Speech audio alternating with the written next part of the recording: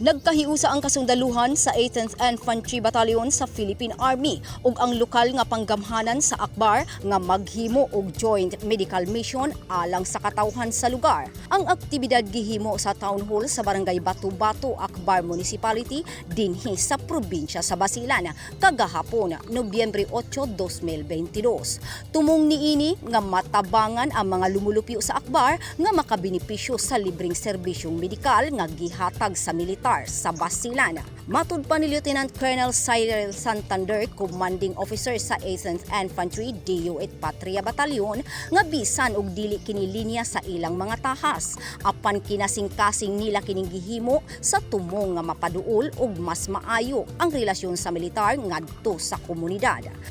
So other services pa, basta mag-request lang kayo at saka kaya ng mga kasundaluhan natin. You will be assured na we will provide you with that services para mapalapit sa inyo yung gobyerno. Okay? Pangalawa po, yung securing the land.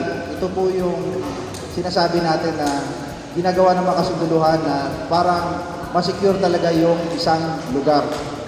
Ang aktibidad gisuportahan ni Akbar Municipality Mayor Ali Sali. Ang serbisyong medikal naglakip sa libreng pagpatuli, libreng pagputol sa buhok, pagpa-check up ug pagpabunot og ngipon ug libreng tambal alang ni adtong adunay mga sakit. Nagpasalamat ang mga residente sa Akbar tungod kay matud pa nila dako og tabang ang maong serbisyo kanila ug sa ilang mga pamilya. Ilabi na kay bag-o panahuman ang pagsigi og ulan tungod sa bagyong Paeng. Ug kadaghanan kanila nagkasakit, ilabi na ang mga bata ug ang mga tigulang.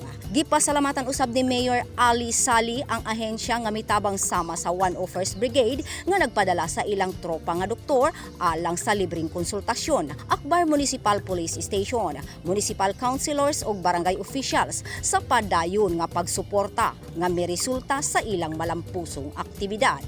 Grace Alcunaba, Newsline Philippines, Basilan Province. Stay safe!